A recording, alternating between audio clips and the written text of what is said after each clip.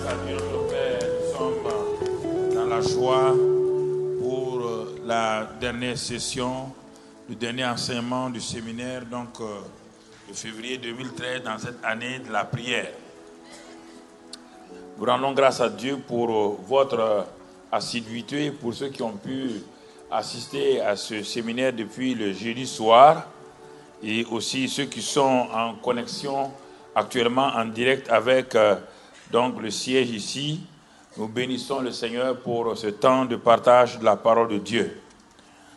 Alors, donc le dernier message, c'était un résumé.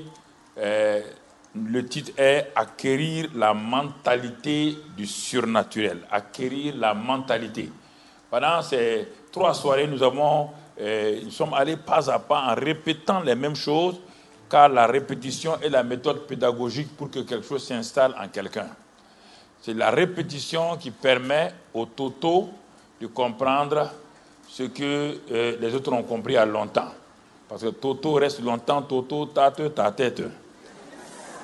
Il reste sur ça, mais à force de répéter, toto commence à devenir donc quelqu'un d'intelligent et il comprend les voies et les voies du Seigneur.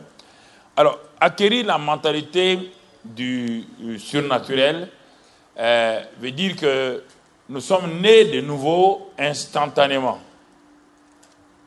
Notre esprit est régénéré, c'est clair et net, et nous acquérons donc la nature divine, nous sommes participants de la nature divine, c'est clair et net. Ce que nous avons vu dans les 2 derniers schémas, notre esprit, l'Éden de Dieu, aussi nous avons vu tout. Mais la mentalité s'acquiert. Dieu ne donne pas une mentalité nouvelle aux gens. C'est à travers la parole de Dieu, l'obéissance, la prière, que ma mentalité commence à être transformée, métamorphosée.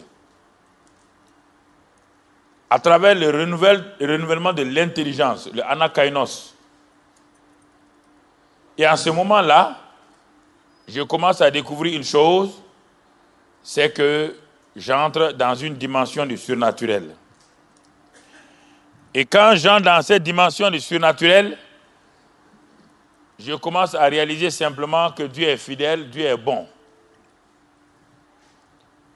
Et je commence à réaliser que quelque chose se passe dans ma vie personnelle. Il y a 2 visions réelles. La dernière, c'est le samedi passé, lorsque nous avons achevé nos 40 jours de prière. Mais avant cela, il y avait une autre vision, il y a quelque temps, où nous étions en train d'adorer le Seigneur un dimanche matin, dans l'intensité de l'adoration, sans avoir fait quoi que ce soit. Le Seigneur a apparu du côté des sœurs, là où les sœurs s'asseyent. Il a commencé, dans les rangées, à poser les mains sur ces sœurs qui adoraient. Et il avançait tout doucement, et le Saint-Esprit agissait dans la vie de ces femmes. Et le groupe musical chantait un cantique d'adoration extraordinaire.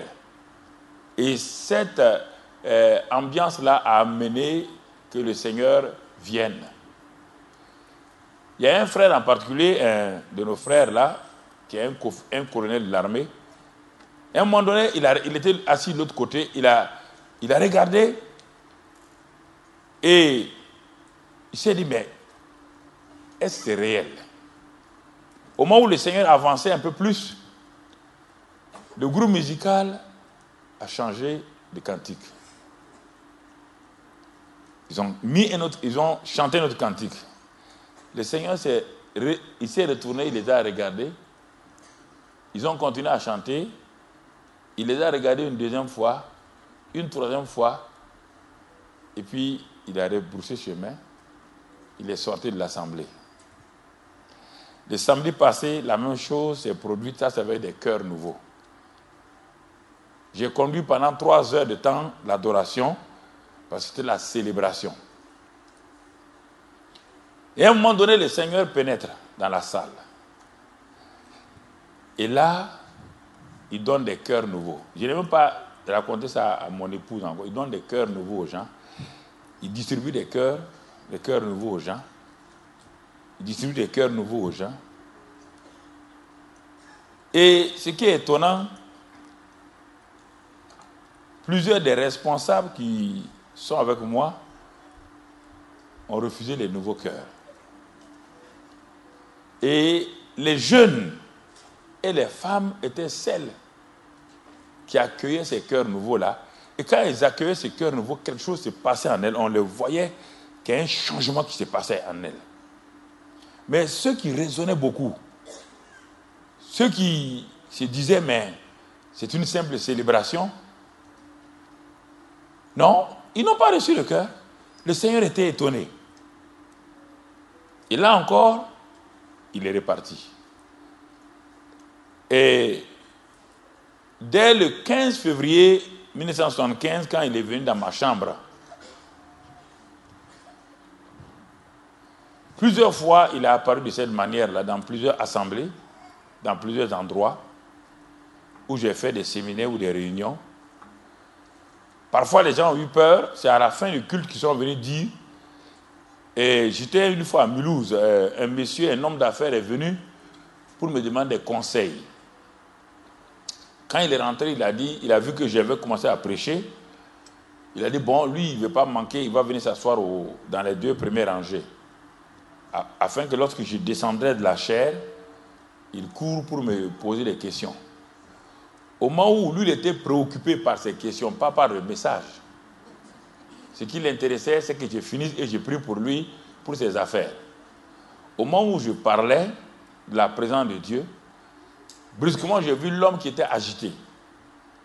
Il parlait à ses voisins, parce que la chaire de Toulouse, Mulhouse, moi, c'est un peu plus loin de la foule. Donc, il parlait, il était agité. Bon, quand je prêche comme ça, je n'aime pas qu'on soit agité et je préfère mettre les gens à leur place pour qu'ils soient calmes.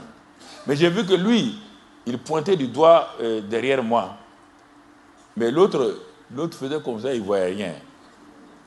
Dès que j'ai fini, il a dit, pasteur, ne priez plus pour moi. Quand vous prêchez, brusquement, j'ai vu le Seigneur derrière vous. Et quand vous bougez, il bougeait là. Et il a commencé à me donner les solutions à mon problème. C'est pourquoi vous avez vu, je bougeais. J'ai dit à mon voisin, mais tu ne vois pas le Seigneur? Pourquoi j'ai dit cela? L'atmosphère, écoutez, vous pouvez ne pas croire, vous pouvez croire. Mais vous savez, ce n'est pas à mon âge que je vais inventer des histoires pour vous avoir. Non, je ne ferai pas ça. Ça me donne quel intérêt? Je ne suis pas en train de chercher la foule, là.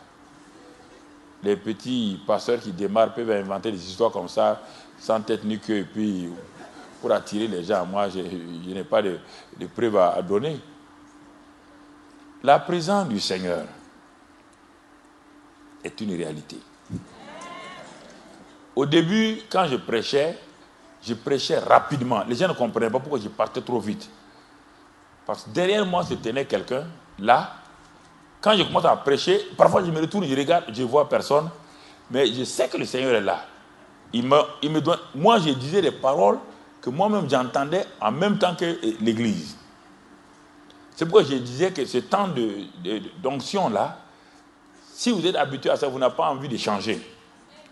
Parce que ça gonfle la chair, ça donne un plus donc à l'homme. Mais lorsque vous commencez à donner la révélation de la parole, l'enseignement, vous vous rendez compte que l'enseignement, ça édifie le peuple de Dieu. Ça enracine les gens dans la parole de Dieu de telle manière que lorsque quelqu'un est transformé, enraciné dans la parole, quand il sort, ta vie entière est changée. Et au fur et à mesure que sa vie change, son homme intérieur grandit et sa mentalité est proportionnellement renouvelée au fait des choses qu'il applique dans sa vie. Tout ce qui est reçu et non appliqué n'apporte aucune transformation. Tout ce que vous entendez à des prédications, que vous n'avez jamais reçu dans votre cœur, que vous n'avez pas mis dans votre cœur. Il est dit que gardez votre cœur, les paroles de Dieu, car de votre cœur viennent les sources de la vie. Il dit, c'est la santé pour tout leur corps. Proverbe 4, versets 20 à 22. Tout ce qui est gardé dans votre cœur, c'est ce qui pousse et qui transforme donc votre mentalité. Et il est important, frère, parce que nous avons l'habitude de croire dans notre société moderne qu'il s'agit seulement de venir faire telle chose, il y a des miracles, faire telle chose, il y a des miracles. Et dans la session précédente, nous avons vu avec Jésus que dans plusieurs endroits, Jésus n'a pas fait de miracles directement. Parfois, il a dit simplement, et nous avons vu qu'il a prié pour l'aveugle une première fois. D'abord, il a sorti l'aveugle de son environnement, incrédule. Il l'a mené en dehors du village. Il a mis sa salive sur son visage. Il a imposé les mains une fois. Il lui a demandé, est-ce que tu vois quelque chose? Il dit, oui, je vois des hommes comme les arbres. Il a été obligé de remettre la main une seconde fois pour qu'il le voie. On voit le Seigneur Jésus-Christ à Nazareth. Il pénètre à Nazareth. Il veut faire des miracles, il n'a pu faire aucun miracle. Aucun. Les Nazaréens ont refusé les miracles.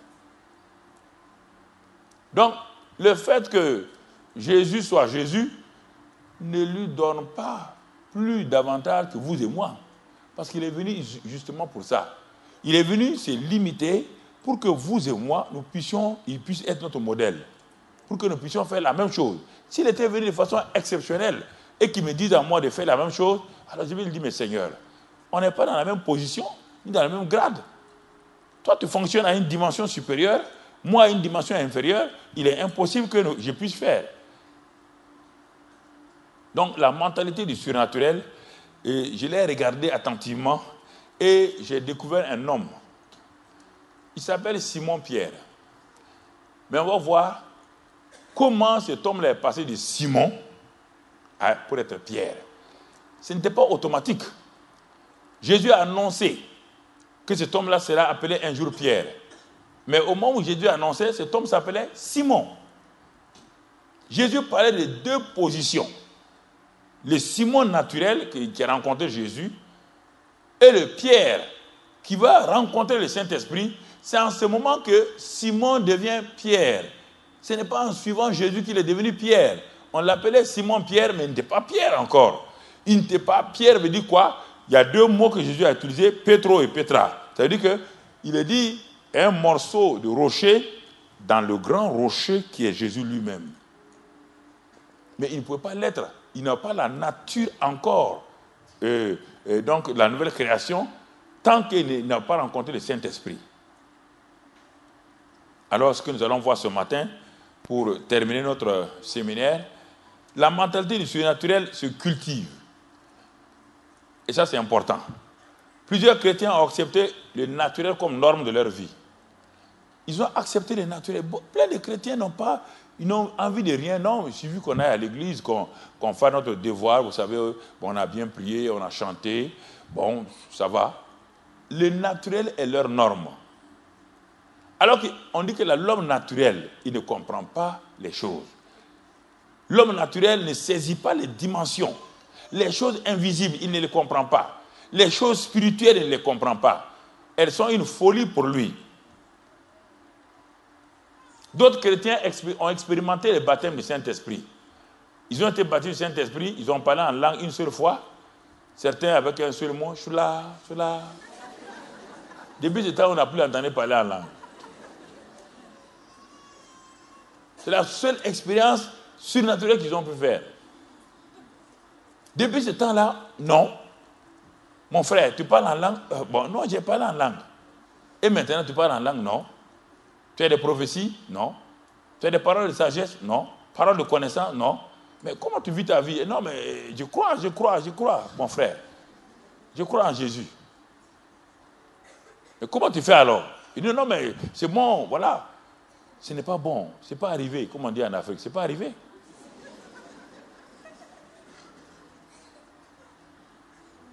Alors, il y a un groupe de gens audacieux comme Simon. Ils vont rencontrer Jésus dans le naturel à travers quelqu'un d'autre.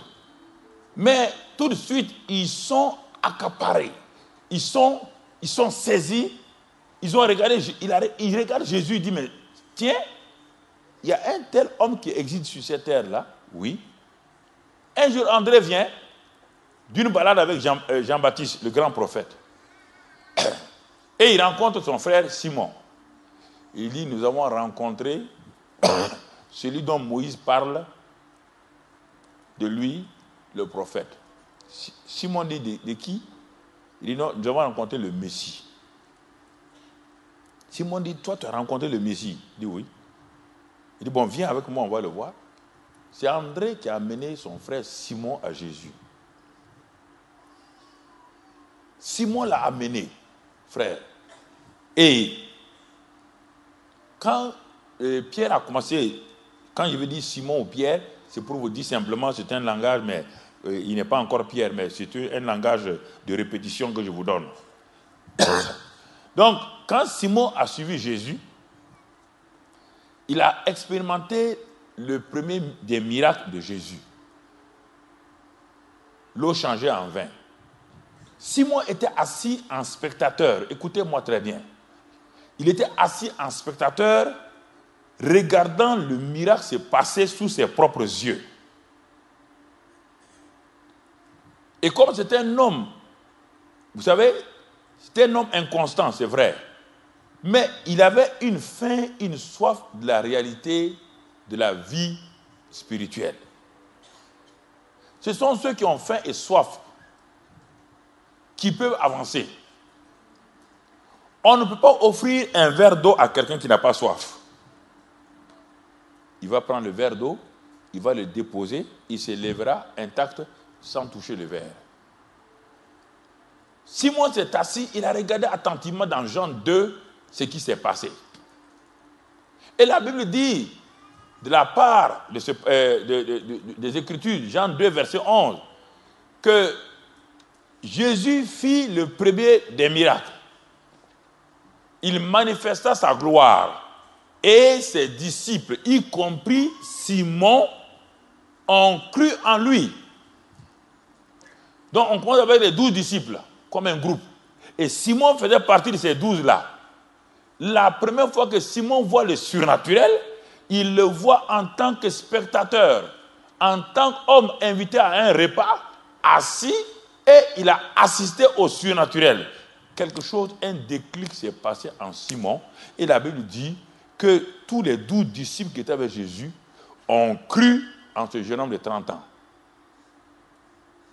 Vous entendez le premier mot? Ils ont cru en lui. Tout part de là. Le surnaturel part d'abord de ce que vous croyez, qui est Jésus, et comment vous croyez en ses paroles, et comment vous avez vu, et à travers un miracle, qu'est-ce que Jésus a fait dans votre vie. Alors le premier miracle, c'est le miracle de la nouvelle naissance. Tout le monde a assisté à ce miracle-là. L'eau changeait en vin. Toi-même, tu as assisté à ce miracle-là. C'est le premier des miracles. L'eau changeait en vin. Le pécheur qui devient un enfant de Dieu. Tu as assisté au premier des miracles de Jésus toi-même. Mais est-ce que tu as cru? Si tu as cru, allons... On va maintenant voyager ensemble, allant de village en village avec Simon Pierre, et tu vas suivre Jésus, et tu vas voir comment Simon et toi-même, si tu fais partie de ces 12-là, tu vas voir comment il y a plusieurs réactions parmi les 12 de Jésus, mais comment Simon, dans son inconstance, malgré sa manière de faire, comment il a pu percer. Il a eu des percées surnaturelles jusqu'à ce que ce Simon-là devienne Pierre et que ce Simon-là accepte un jour, quand il allait mourir, quand on voulait le crucifier, d'être crucifié la tête en bas, non pas comme Jésus. Pourquoi? Qu'est-ce qui est advenu de cet homme-là? Cet homme-là qui est un simple roseau, cet homme-là qui est faible, qu'est-ce qui est advenu pour qu'il devienne un rocher aussi inébranlable jusqu'à ce qu'il meure comme son Seigneur, mais d'une autre manière? Qu'est-ce qui s'est passé? C'est ça, acquérir la mentalité du surnaturel. Alors, premier élément, on quitte Canaan. On avance maintenant, on va tout doucement. On va dans Matthieu 16.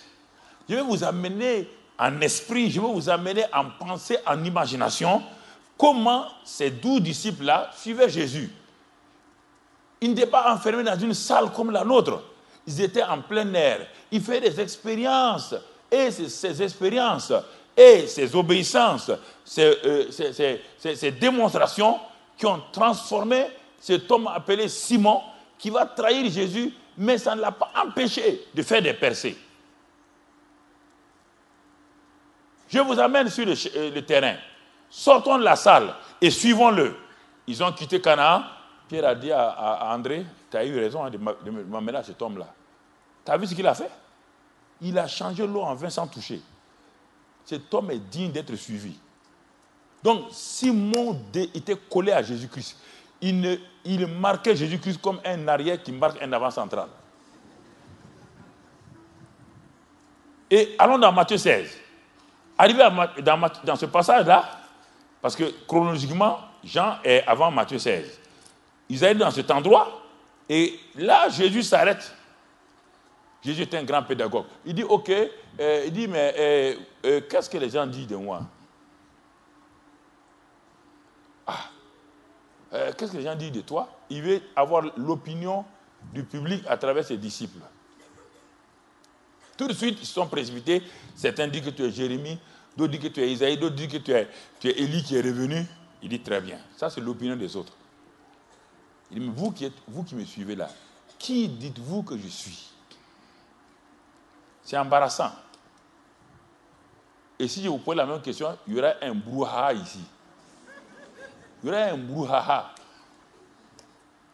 Mais vous croyez que c'est amusement? Ils ont suivi Jésus, ils ont cru en lui, mais Jésus s'arrête et dit, mais qui dites-vous, vous, qui dites-vous que je suis? Il pointe chacun des 12 là, qui dites-vous que je suis? Tout de suite, tout le monde a baissé la tête. Plus le brouhaha. Chacun regarde la pointe de ses souliers.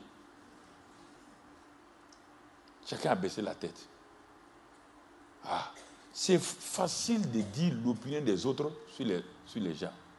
C'est facile de dire, les gens ont dit ça sur toi. La plupart du temps, quand on dit les gens ont dit, c'est lui-même. Quand tu entends les gens dire ça, c'est pas vrai, c'est lui-même. Il a masqué ça en disant on.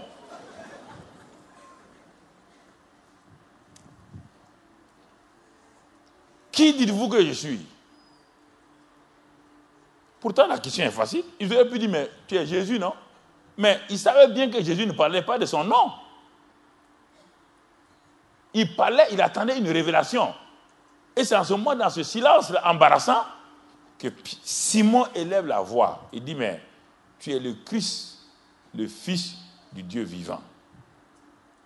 Un juif orthodoxe qui s'arrête et qui dit, tu es le Christ, le Fils du Dieu vivant, c'est une révolution. Et Jésus lui répond, il dit, Simon, fils de Jonas, tu es heureux. Car ce ne sont pas la chair et les hommes qui t'ont dit cela, mais c'est mon Père. La révélation que tu viens d'avoir vient directement du ciel. Écoutez maintenant. Quand Simon a cru au miracle, il suit. Maintenant, à ce point-là, Jésus dit, Simon, tu es en train d'avancer. Maintenant, tu as eu une révélation. Ça, c'est important. Ceux qui ont cru et qui n'ont pas de révélation ne peuvent pas continuer la marche avec Jésus. Car la révélation de tes paroles est claire, elle donne l'intelligence aux simples. Et Paul dit dans son épître, Éphésiens 1, verset 17, il dit, illumine les yeux de notre cœur pour que nous puissions discerner la sagesse infiniment variée. Nous voulons te connaître, Seigneur. Nous sommes fatigués de suivre quelqu'un de façon aveugle. Nous voulons une révélation qui va nous amener à te connaître en profondeur. Et il fait la même prière dans Colossiens 1. Colossiens 1, il dit, remplis-moi de la connaissance de ta volonté, en toute sagesse et intelligence spirituelle, pour que je marche d'une manière digne du Seigneur et que je sois entièrement transformé. Donc, il prie cette prière de façon profonde. C'est les prières de Pierre, de Paul. Mais ici, on voit Pierre et Simon qui a la révélation. Ça, c'est le deuxième lieu. Et Jésus va lui parler maintenant. Jésus lui dit, et moi, je dis que tu es Pierre. Et que sur cette pierre, je bâtirai mon église. et que les portes du séjour des morts ne prévaudront point contre elle. On ne parle pas d'un individu cher, Pierre. C'est pourquoi quand on lit la Bible en grec, on est étonné par rapport à la version en français. Il parle de Petra et de Petros. Sur la pierre de la révélation, sur le grand rocher de la révélation, je bâtirai mon église. Et c'est pourquoi les portes du séjour des morts ne prévaudront point. Si Jésus a bâti son église sur l'individu cher Pierre, alors il a échoué, puisque Pierre va le régner. Enlevez ça de votre tête, ce que vous avez appris dans la tradition quand vous étiez enfant. Comprenez ce que je veux dire? On ne bâtit pas sur un homme inconstant comme lui. On ne parle pas de l'individu Pierre. Simon, non. On parle de révélation. Puisque Jésus a dit, ce n'est pas la chair et le sang qui t'ont révélé cela, mais c'est mon Père. Il dit, sur cette révélation, sur ce grand rocher de la révélation, je bâtirai mon église. Et les portes, il n'a pas dit la porte, les portes du séjour des morts ne prévaudront point contre l'église qui est bâtie sur la révélation.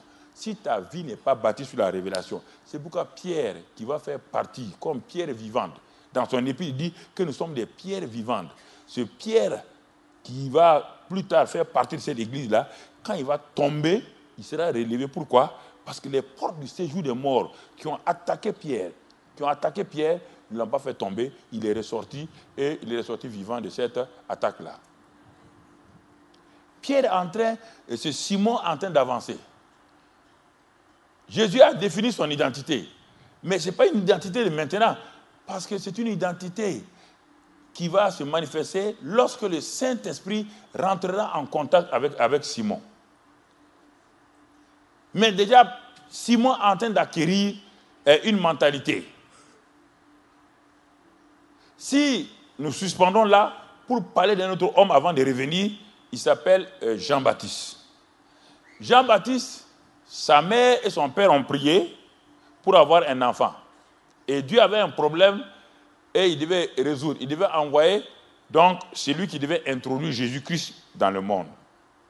Il voulait accomplir la prophétie du prophète Isaïe. Je suis la voix de celui qui crie dans le désert. Et étant donné que Élisabeth et Zacharie ont crié à Dieu, Dieu a résolu, il a fait d'une pierre deux coups. Il leur a donné un enfant et il a résolu son propre problème de prophète qui devait donc introduire Jésus et dont le nom est Jean, donné par l'archange Gabriel, avec toutes les précisions. Mais si vous regardez la prophétie sur Jean-Baptiste, non seulement il devait avoir l'esprit d'Élie, et il devait réconcilier les deux générations, les pères et les enfants. L'esprit d'Élie devait venir sur Jean-Baptiste. Mais quand vous regardez attentivement Jean-Baptiste, il n'a pas accompli toute sa destinée. Jean-Baptiste a introduit Jésus en disant, voici l'agneau de Dieu qui ôte le péché. Première partie. Et plus tard, quelques jours, il dit, c'est celui qui bâtit du Saint-Esprit de feu. Donc, il a annoncé deux choses.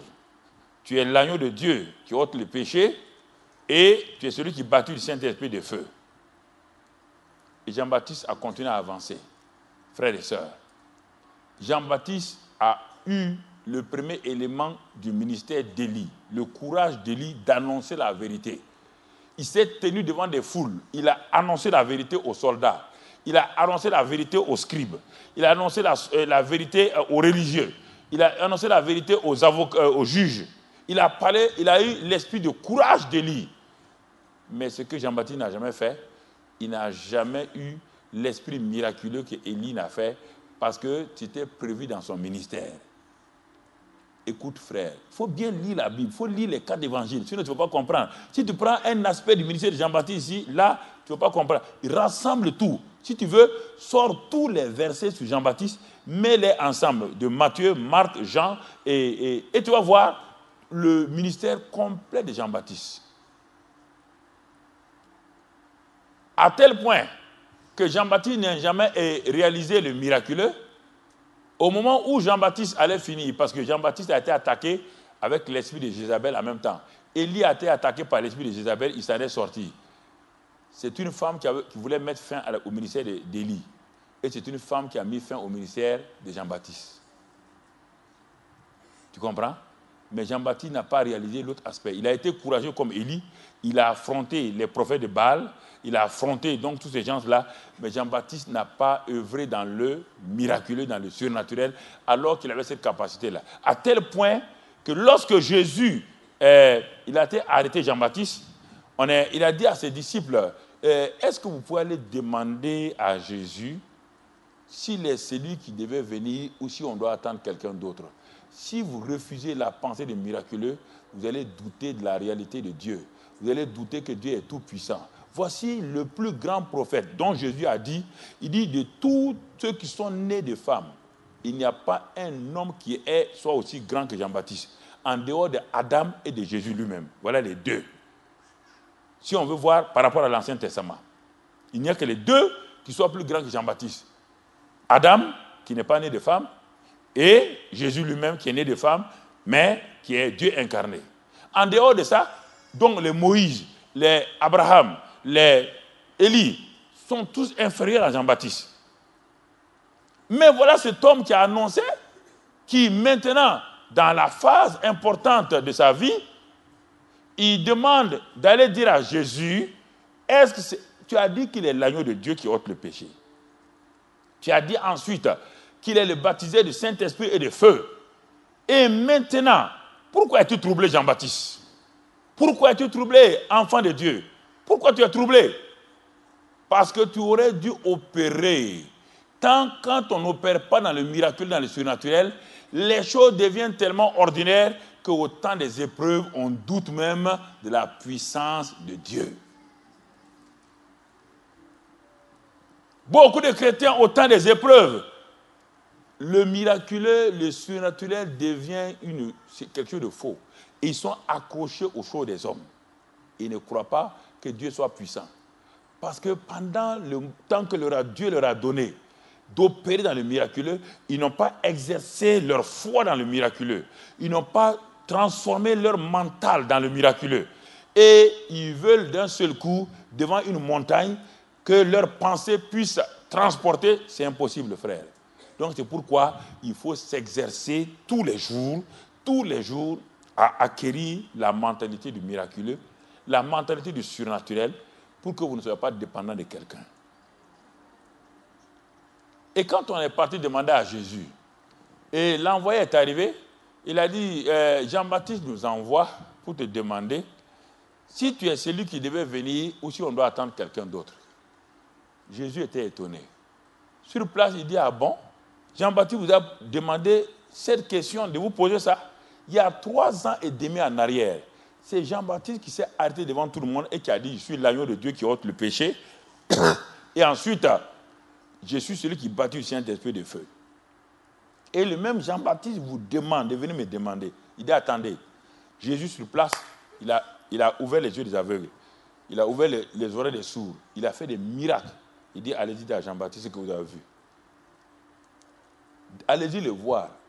Que la marque du Messie, celui qui l'a annoncé là, c'est la marque du miraculeux. Et quand on ne voit plus le Messie comme l'homme du miracle, comme celui du miracle, quand on ne voit plus Dieu comme le Dieu du miracle, alors on devient naturel. Et on termine avec la tête coupée.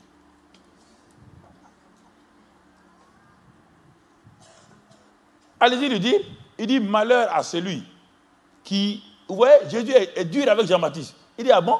Il finit sa vie si misérablement. Le grand prophète. Et c'est pourquoi il dit maintenant que de tous ceux qui sont nés des femmes, Jean-Baptiste est le plus grand, mais celui qui est né dans le royaume des cieux. Quel royaume? Le royaume de la puissance. 1 Corinthiens 4, 20. Quand on dit ça, on ne parle pas des principes seulement.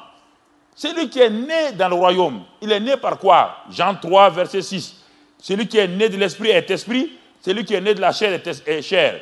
Il est né de l'eau et du Saint-Esprit. Quiconque a une connexion avec le Saint-Esprit, quiconque rentre en connexion avec le Saint-Esprit dans le royaume des cieux, ne peut pas refuser d'opérer dans le surnaturel, parce que la naissance même est surnaturelle, et il commence maintenant à comprendre que c'est par le Saint-Esprit qu'on va. Donc Jésus dit, frère, le miraculeux est une réalité parce que la naissance même dans le royaume est une naissance miraculeuse. Et vous êtes un enfant du miracle. Vous-même, vous êtes héritier du miracle. Et vous devez opérer dans le miraculeux. Et si vous n'opérez pas dans le miraculeux, vous êtes anormal. Vous êtes un chrétien anormal. Et tu dis Amen. Si tu es anormal, donc ça c'est grave. La réponse religieuse Amen, il faut la laisser de côté. Ne répondez pas à tout Amen. Amen veut dire qu'il en soit ainsi. Si tu dis ça, c'est fini pour toi. Hein? Répands-toi maintenant.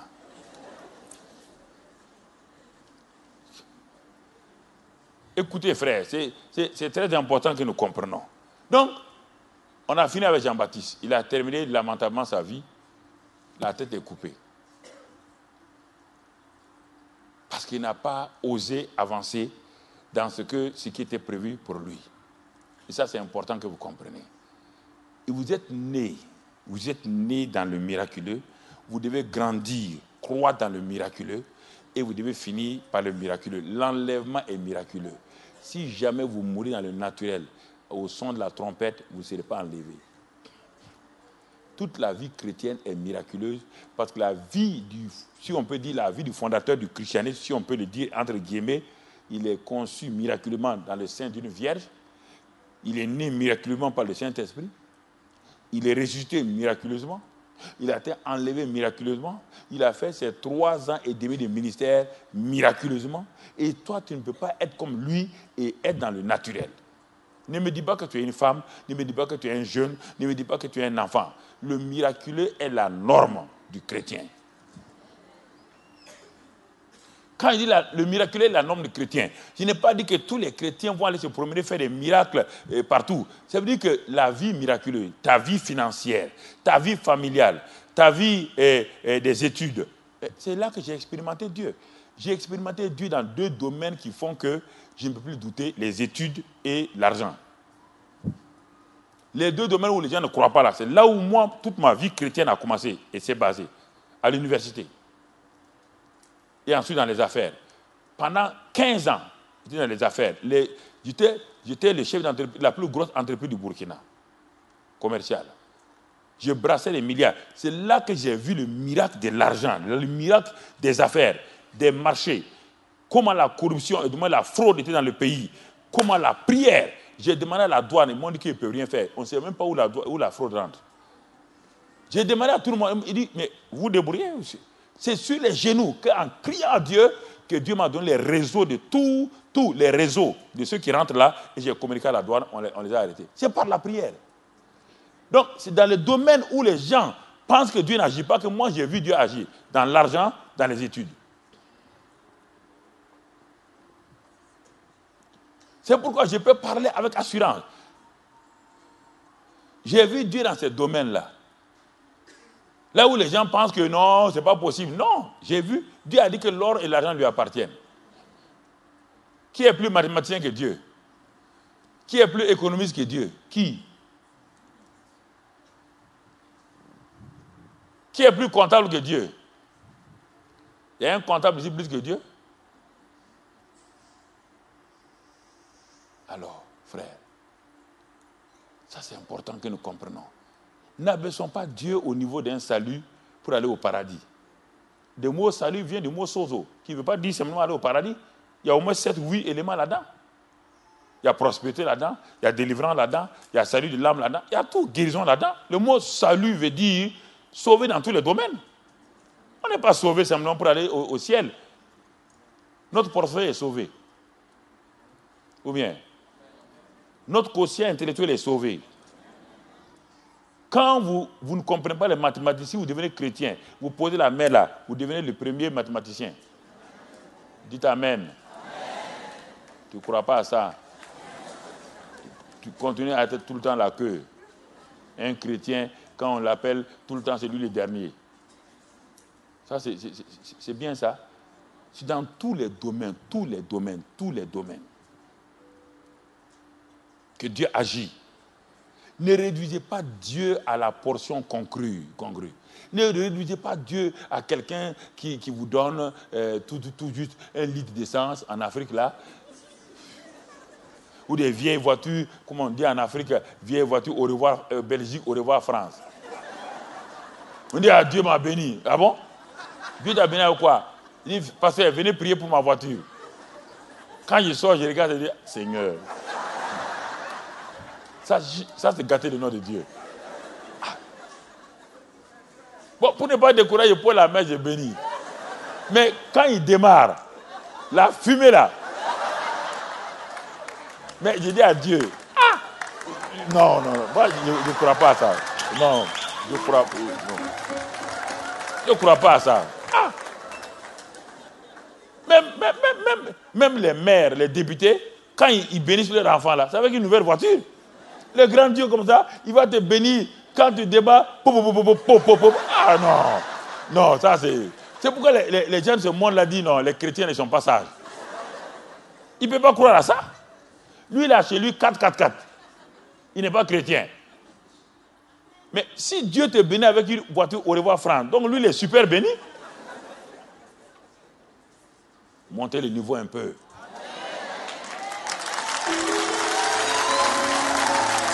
Montez le niveau.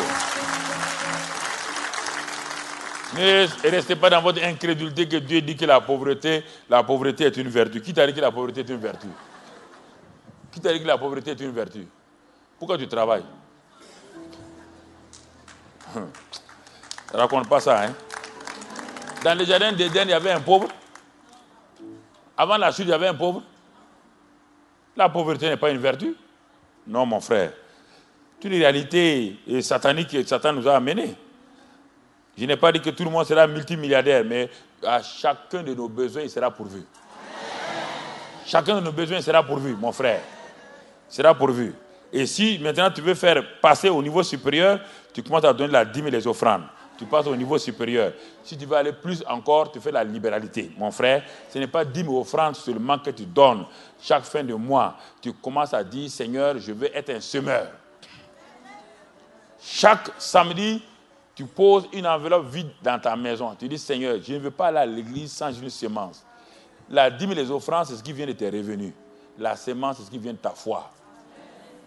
Et tu mets Dieu à l'épreuve. Seigneur, chaque semaine, je vais s'aimer. Il n'y a pas une semaine où je ne sème pas. Et minimum, mon frère. Ce que je sème dans le mois est 10 fois supérieur à ce que je gagne dans mon salaire. Parce que j'ai enseigné ça à nos gens. Pose une enveloppe, défie Dieu. Quand Dieu va te donner l'argent là, en même temps, une ordonnance vient. Tu regardes l'enveloppe, tu regardes l'ordonnance. Tu mets dans l'ordonnance. L'ordonnance, c'est un problème. Ou bien, tu vas aller mettre ça dans le repas. C'est fini. Tout ce qui est mis dans le ventre, ça ne se multiplie pas.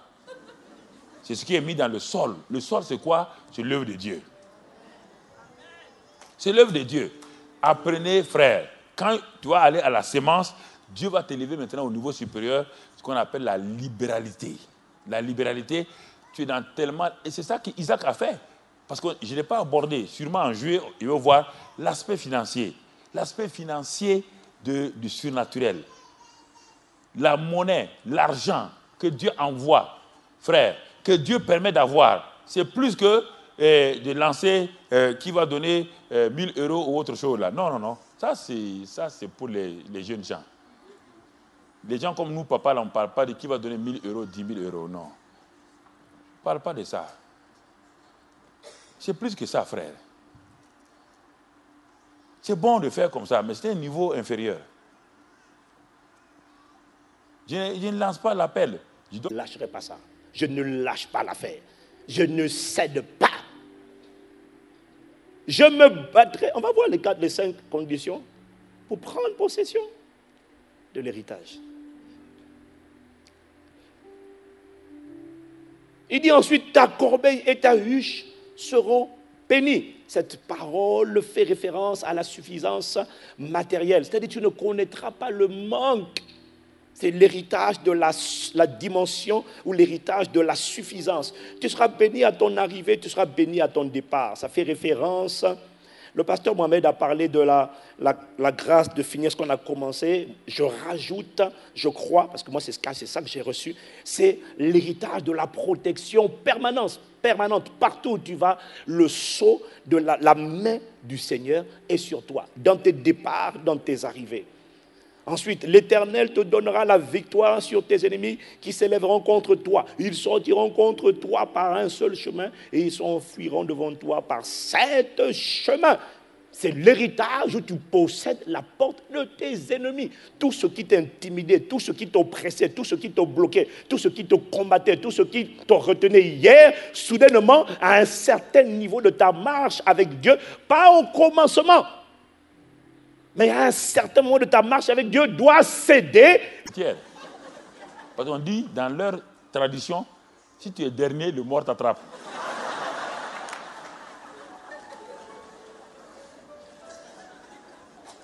Un jour, ils sont allés enterrer un mort. Il y a un homme qui avait un grand boubou blanc. Au moment où il voulait prendre sa moto, il est arrivé près d'une touffe d'épines. Ça, en Afrique, il y a des arbres à épines là. Quand il a pris sa moto, il voulait partir, l'épine a arrêté. Au lieu de regarder si c'est l'épine, il a peur. Il dit au mort, ce n'est pas moi qui t'ai tué. Laisse-moi.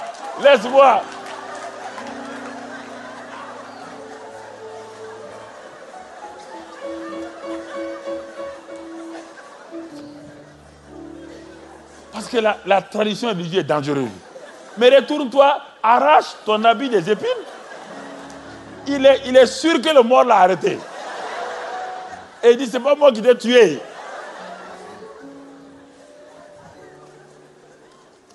Mais ce sont ces traditions-là qui annulent la parole de Dieu. On ne peut pas opérer. Quand on veut opérer, attention. Et les gens ont tension maintenant. La tension monte.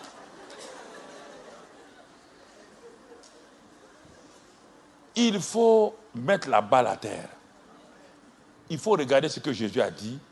Et Simon est en train d'avancer. Il a assisté l'eau changée en vin. Maintenant, on lui a dit que son nom sera Pierre. Et sur la pierre, le gros rocher de la révélation, dans lequel il sera une pierre vivante, sera bâtie l'église de Christ. Et les portes de Satan, du séjour des morts, ne pourront rien faire. Donc tout de suite, la foi de Pierre, de Simon, a pris un grand coup et il est arrêté. Regardons-le avancer. Maintenant, dans Matthieu 16, ce qu'on vient de lire, regardons ce Simon fragile là. Ce Simon sentimentaliste. Suivons-le. On arrive dans Matthieu 14. Matthieu 14. On va voir quelque chose dans Matthieu 14, mon frère, qui va nous parler profondément. Matthieu 14, verset 22. Il est dit ici que Jésus-Christ, ayant fini de faire des miracles, ils ont assisté à la multiplication des pains. Ils ont assisté à la multiplication des pains. Ils ont vu les pains se multiplier dans leurs propres mains. Ils ont participé à ce miracle-là. Ce n'est pas comme avec le vin. Non, ils ont participé au miracle des pains. Ils ont partagé eux-mêmes les pains. Maintenant, Jésus leur dit, entrez dans la barque, allez de l'autre côté. Ils entrent dans la barque. On ne va pas tout lire. Au moment où ils sont en plein milieu de la barque, en pleine nuit, il y a une tempête qui s'élève. Ça, c'est important. On va voir la réaction de tout le monde.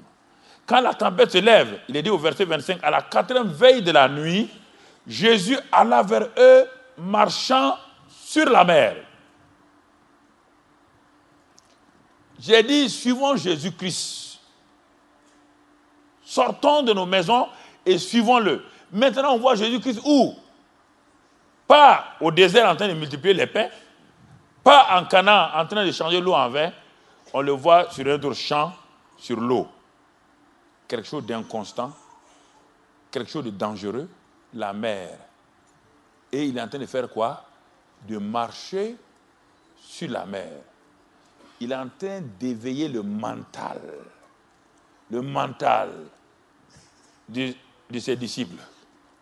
Il alla vers eux en marchant sur les eaux. Réaction tout de suite. Ce qui était enfoui en eux, les traditions, les superstitions qui étaient enfouies en eux, vont faire quoi? Vont jaillir. Et regardez maintenant, frères. Quand ces disciples ne sont pas des jeunes gens,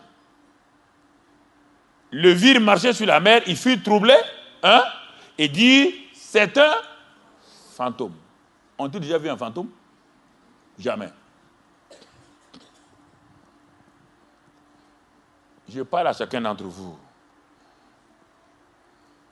Quand vous apprenez à reconnaître le miraculeux, le surnaturel, d'abord, il y a des choses qui sont enfouies en vous depuis votre enfance, qui vont confronter le surnaturel, qui vont vous faire croire que peut-être ces gens-là, c'est des illusions. C'est pourquoi les journalistes et les grandes personnes disent non, c'est des illusions, on vous trompe, c'est pas vrai. C'est la même chose ici. Le miraculeux n'est pas accepté par l'homme aujourd'hui.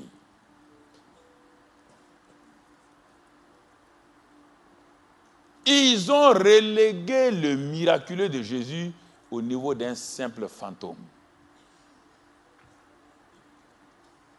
Donc ça veut dire que la chose n'est pas profonde en eux encore. C'est pas profond. Ils sont à l'école, à l'apprentissage. C'est pourquoi il faut du temps. Il faut chaque jour, chaque expérience doit vous permettre d'aller de l'avant. Et Jésus les amène dans plusieurs sortes d'expériences. Ils ont dit ça, c'est un miracle, ça, c'est un fantôme. Ils n'ont jamais vu un fantôme. Et tout de suite, ils donnent un nom à ce miracle-là. Ils appellent ce miracle-là fantôme. Quels sont les différents noms que tu as donnés au témoignage de ceux qui viennent s'arrêter devant toi pour dire, ah, Dieu m'a guéri de ça? Tu as dit illusion. Ou Dieu, j'ai prié, Dieu m'a fait ceci. Quels sont les noms que tu as donnés? Réfléchis très bien. Tu verras qu'il y a quelque chose qui est en toi qui ne va pas, qui est enfoui et qui ne dit pas son nom.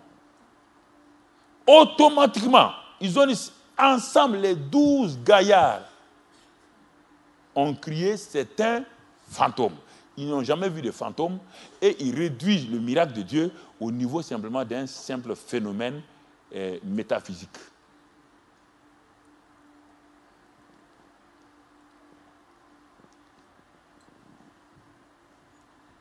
On va prier pour les malades. Vous êtes sûr qu'on sera guéri?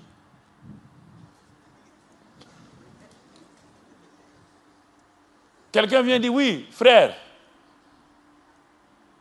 je suis guéri d'un VIH.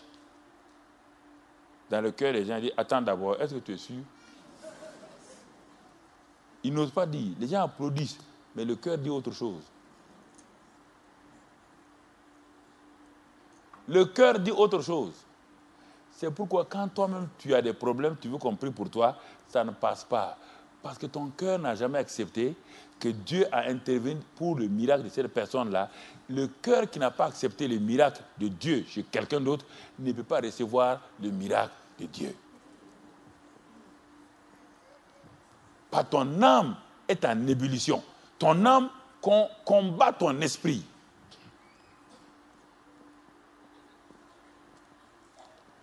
Si tu ne crois pas au miracle que Dieu a fait dans quelqu'un, comment veux-tu dire, si tu ne t'occupes pas des affaires d'autrui, qui va te donner ta propre part? Les églises sont remplies à 95% de gens qui, en réalité, ils sont là, ils attendent un miracle, mais quand le miracle se passe, ils donnent une raison logique. Parce que nous avons été moulés dans la mentalité séculière, pas spirituelle, même pas religieuse. Séculier. Il n'y a plus le miracle, non, ce sont des illusions, on vous vend, c'est des vendeurs d'illusions. Les journaux sont remplis de choses comme ça et ils font peur aux gens. Les sectes, faites attention aux sectes. Donc, dès qu'on parle de miracle, et tout de suite, on vous dit attention, ce n'est pas une secte qui est en train de vous tromper. Alors, cette mentalité qu'on injecte en vous, c'est la chose la plus pernicieuse que Satan puisse faire à travers des gens qui influencent, qui sont des leaders d'opinion, tels que les journalistes, tels que les magiciens et autres. Des leaders d'opinion qui vous créent des problèmes. Et vous suivez, on dit, ah, tel journaliste a dit ça. Tel journaliste, ah bon? Et les journalistes Mathieu qui parle là, t'es un journaliste aussi, non? T'es un reporter, oui ou non?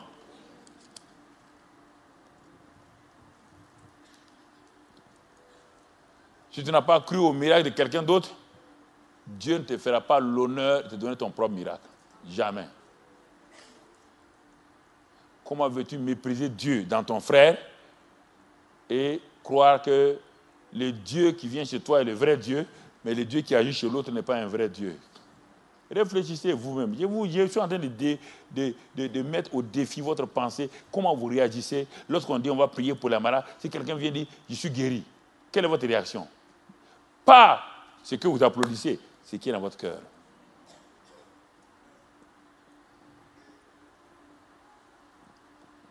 Ce qui était caché est sorti, c'était un fantôme. Ils ont vu le miracle des pains. Mais non, ça c'est un autre miracle. C'est un fantôme. Ah bon? Jésus dit non, ce n'est pas un fantôme, mes amis.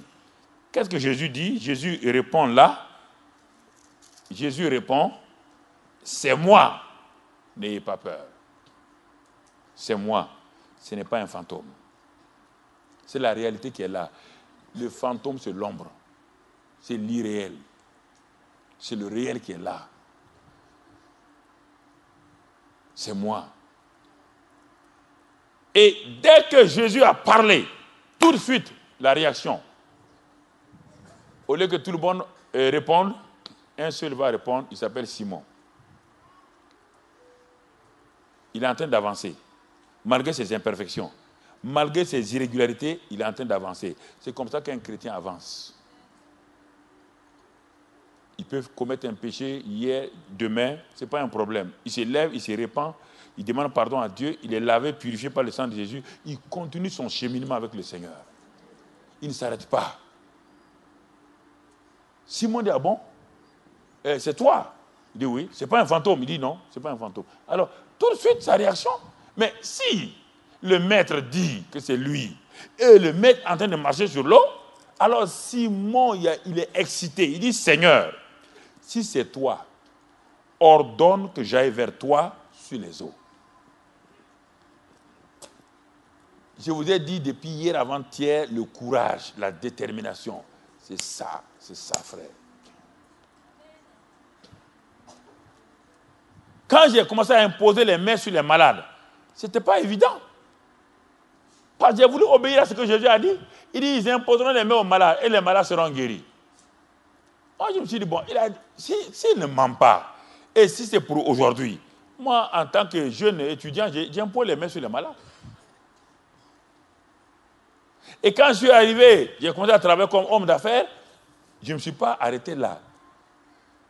Je partais à l'hôpital et à la psychiatrie. Et la psychiatrie, à l'époque, là-bas, ce n'est pas un bâtiment, hein, c'était un grillage. On a mis un grillage et on a mis tous les fous là-bas. La pluie, les bas, et puis ils sont des fous. Il y a encore des choses. Je prenais ma voiture. Mon chauffeur était un musulman. Moi, j'étais directeur. Il dit, bon, on va à l'hôpital. Il croit que je pars me soigner. On va là où il y a les fous. Je descends, je m'envoie les infirmiers de la psychiatrie. Il dit, je suis venu pour prier pour les fous. Sûrement, dans leur cœur, c'est un autre fou qui vient là. Non. Et comme à l'époque, il n'y a pas beaucoup de directeurs. Vous voyez, dans les années 75, en Afrique, il n'y a pas beaucoup de directeurs, de diplômés. Un gars qui vient en voiture comme ça, c'est rare, qui vient garer, qui veut prier pour les fous. Non, il doit être fou. Mais mon chauffeur, lui, il était embarrassé. Il ne comprend pas. Un patron comme ça, quand il va au service, il dit, mais il ne comprend pas le patron là. Il ne part pas chez les grands types, il ne part pas manger, boire dans les boîtes de nuit, il est avec les fous. Quand j'arrivais, j'ai dit aux fous là, je les appelais. Ils venaient. À travers les grillages, je dis de donner leurs doigts. J'attrape leurs doigts. Je prie. Les fous me regardent. Les infirmiers me regardent. Moi, en ce temps, mon chauffeur, il a envie de dire qu'il n'est pas mon chauffeur. Il part s'asseoir loin. Loin, loin, loin, loin.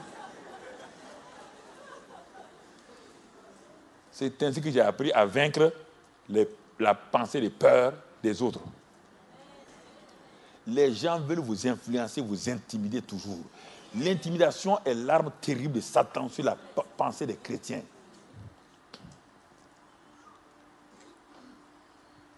Mais les fous étaient guéris. Puisque le lendemain, c'était un docteur français qui était là-bas. Le médecin-chef de la pédiatrie et de la psychologie, de la psychiatrie. Tous les fous pour qui j'ai prié, le lendemain, quand ils venaient, quand on les alignait pour vérifier tout était net. Les fous sont restés jusqu'au soir pour m'attendre. C'est là-bas que j'ai appris à savoir que chasser les démons est une réalité. Mais ça n'a pas été tout le temps facile. Un jour, je m'en vais dans une église baptiste. On me dit qu'il y a un monsieur qui a la tuberculose. Il dit, bon, il a la tuberculose? Mais vous les baptistes, vous ne priez pas pour les gens. Venez, amenez-le ici. Viens poser les mains sur lui. J'ai dit au nom de Christ Jésus. Maintenant, je prends autorité sur l'esprit d'infirmité.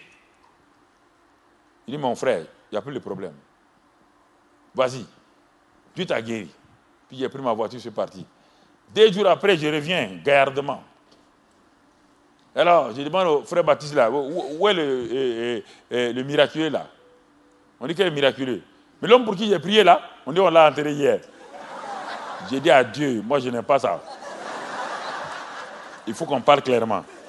Tu as dit d'imposer les mains aux malades et les malades seront guéris. Tu n'as pas dit qu'ils seront morts. Moi j'impose les malades et ils meurent. Donc moi, ton affaire là, je ne veux plus. Hein. J'étais fâché contre Dieu. Comme David était fâché contre Dieu quand l'arche est partie chez l'autre. Mais au bout de 3 mois, quand l'arche est partie dans l'autre maison, on est venu dire à David, le prochain roi a été déjà désigné. Il dit, c'est qui? Il dit, Obed-Edom. Il dit, ah bon? Il est roi? Il dit, oui. Mais l'arche chez lui, il est en train de devenir prospère. David dit, ah bon? Il dit, Seigneur, je me répands. Il est parti prendre l'arche? Oui ou non? Ne te fâche pas contre Dieu. C'est toi qui perds. Hein? Je me suis repenti. Il dit, Seigneur, oh, c'est l'orgueil. C'est l'orgueil. C'est l'orgueil. Je me répands. Il dit, ok, on va aller. C'est après ça que j'ai eu le premier miracle de la résurrection. Mais si j'avais durci ma nuque, si j'avais dit, non, moi je refuse ça. Non, il y a des expériences qu'on fait au fur et à mesure avec Dieu. Et parfois, Dieu nous brise. Parfois, il nous laisse tomber comme entre guillemets sans... Parce que notre homme intérieur, là, il est dangereux. L'orgueil, la fierté. Si tout nous réussissait comme... Parce que Jésus n'a pas de péché en lui. Donc, tout ce qu'il faisait ne pouvait pas l'amener dans l'orgueil. Mais nous sommes sauvés par grâce, c'est vrai. Nous sommes des nouvelles créatures. Mais notre âme continue à pécher. Et l'orgueil se dissimule là. Mais si moi je fais appel au Seigneur, d'ici c'est toi, dis-moi, c'est-à-dire ordonne. Prends une ordonnance. Vous savez qu'est-ce qu'une ordonnance? C'est une loi. Ça veut dire que prends une ordonnance, rends cette eau instable là comme une terre ferme. C'est ça que ça veut dire. Ordonne que je vienne vers toi. Quand tu parles, la chose s'accomplit. Jésus a dit un seul mot, viens. Regardez Simon, comment il est en train d'avancer. Regardez-le maintenant. Viens. Toute la barque, c'est la zone de sécurité des 12. Pour un pêcheur, sa barque est la zone de sécurité. Sortir de la barque, c'est s'aventurer dans l'inconnu. Et Pierre veut apprendre à s'aventurer dans l'inconnu. Il n'y a que ceux qui s'aventurent, qui font des aventures de l'inconnu, que Dieu soutient, Dieu amène. Mon frère, c'est eux que Dieu amène. Ça, c'est important que nous comprenions. Est-ce que tu es prêt à t'aventurer? Est-ce que tu es prêt à t'abandonner entre les mains du Seigneur? Est-ce que tu es prêt à laisser le Seigneur te prendre en charge? Pierre a enlevé un pied. Il a posé là, il a posé l'autre pied. Il a commencé à avancer. Mais quand c'est comme ça, l'ennemi veut interrompre chaque fois vos expériences. C'est normal. L'ennemi est là pour ça. Il n'est pas là pour autre chose. Il veut interrompre vos expériences pour vous ridiculiser. Dès que Pierre a commencé à marcher, l'ennemi a soulevé la plus grosse vague. Et il a fait du bruit. Quand il a fait du bruit, Pierre entend le bruit de la vague. Il s'est tourné pour regarder. Tout de suite, là, il est revenu à la chose naturelle. L'ennemi est toujours comme ça, frère. Il va soulever des vagues contre vous. Il va soulever des bruits. Il va faire des cris, des diffamations. Les gens vont commencer à répandre des faux bruits sur vous, que dans votre église, il y a telle chose, telle chose, telle chose. Et certains chrétiens de l'église vont être d'accord avec ces gens du dehors-là. Donc la 4e colonne va être dans l'église pour saper le moral des gens. Mais Pierre, quand il fonçait, il s'est rappelé qu'il y a toujours un maître. Il dit, Seigneur, sauve-moi. Et Jésus l'a sauvé. Mais, écoute-moi. Maintenant, les 11, Pierre au moins s'est marché sur l'eau. Parce qu'il y a des prédicateurs qui aiment dire que Pierre s'est enfoncé. Mais au moins il a marché avant de s'enfoncer. Ça dépend du prédicateur que tu es. Si tu aimes le négatif, tu ne verras que Pierre s'est enfoncé. Si tu es positif, tu verras que Pierre a marché. Choisis toi-même.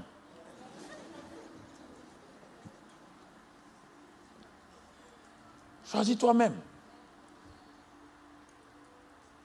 Frères et sœurs, ce que je vous dis, il est en train d'acquérir une mentalité. Il a vécu ça, il a expérimenté. Il a vu le vin, il n'était pas partie prenante.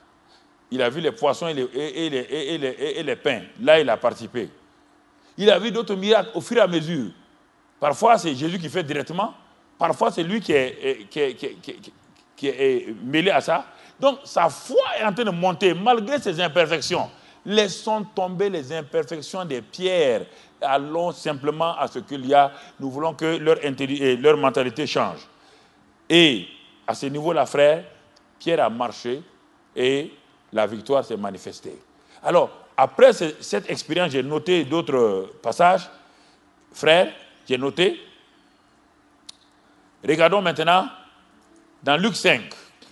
Luc 5. Ce sont des expériences par lesquelles, parce que Jésus enseignait, il priait et il adorait, mais il fallait aussi des expériences pratiques. Vous ne pouvez pas avoir le mental du surnaturel si vous ne pratiquez pas ce que vous entendez.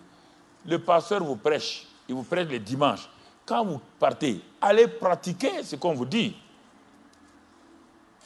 Allez pratiquer. Et votre foi sera affermie. Tout ce qui n'est pas pratiqué, un médecin qui n'a jamais pratiqué, frère, ne donne pas ton enfant à être opéré par lui. C'est un cadavre qui va sortir. C'est pourquoi déjà, à partir de l'internat, on commence à leur montrer beaucoup de choses pratiques encore, plus pratiques. C'est comme cela. On ne peut pas donner un avion à quelqu'un qui n'a pas été avec un pilote et qui a fait jamais. Mais si vous venez recevoir la parole, si on vous dit de prier, tu ne pries pas. Si on vous dit de jeûner, tu ne jeûnes pas. Si on vous dit, bon, allez-y frère, témoignez, tu ne témoignes pas. Comment veux-tu savoir que la parole de Dieu est vraie? Comment peux-tu savoir que Dieu est réel? Comment tu le sauras? Comment? Tout ce que tu dis que Dieu est fort, Dieu est... Non, ce n'est pas vrai, c'est du mensonge. Tu ne l'as jamais expérimenté. C'est celui qui expérimente qui peut venir dire, nous avons été envoyés, voici les résultats. Voici les résultats. Sinon, venez à l'église, c'est une bonne chose. Venez à l'église régulièrement. Même être assidu à l'église, c'est une chose extraordinaire. Et moi, je vous encourage à cela. Mes frères et sœurs, quand vous sortez de l'église, soyez l'église en ville. Soyez l'église au supermarché. Soyez l'église partout. Soyez l'église. Je n'ai pas dit soyez religieux. Je n'ai pas dit d'aller embêter les gens en leur disant mais crois au Seigneur, sinon tu vas aller en enfer. Je ne parle pas de ça. Je ne parle pas de ça. Saisissez chaque opportunité. Chaque opportunité. Nous avons un institut qu'on appelle l'Institut 3PE. Institut 3PE. Un institut de prière, de prophétie et pratique. C'est différent d'une école biblique. On a l'école biblique On a l'Institut, ça c'est pour les laïcs.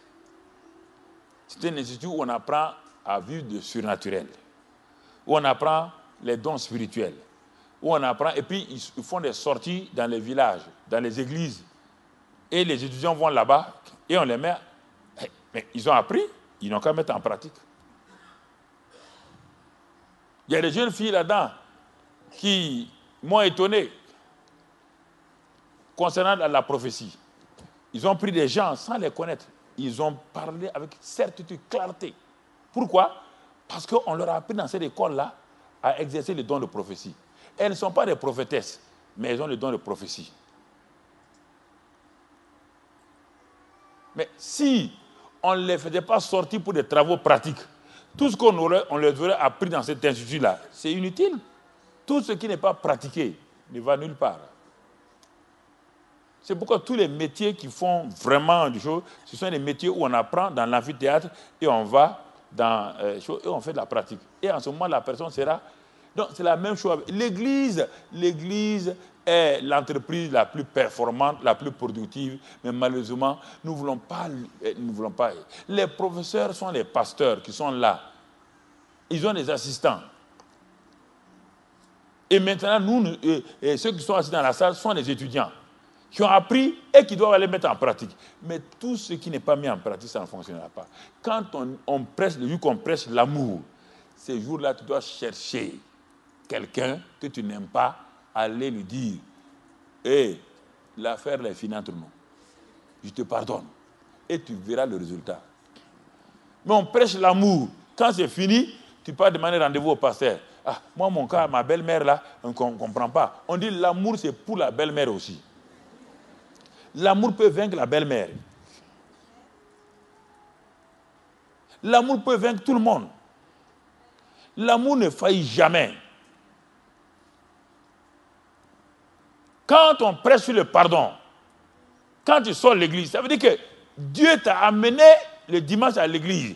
Parce que Dieu sait que tu as un problème de pardon. Mais l'église n'est pas... Mais écoutez frère, c'est une école. Tu n'es pas infirmier, tu vas à l'école des infirmiers. On te forme comme infirmier. Tu refuses d'aller exercer... Mais à quoi bon d'être parti à l'école des infirmiers? À quoi? À quoi bon? Frère, il faut que la mentalité change. Il faut que vous commenciez à appliquer le peu que vous recevez. Et petit à petit, vous allez voir que ça devient une réalité. Dieu voulait vous laisser ça en attendant qu'on revienne en juillet. Parce que le pasteur va continuer votre héritage. Tout ça, c'est votre héritage. Hein? C'est le même message.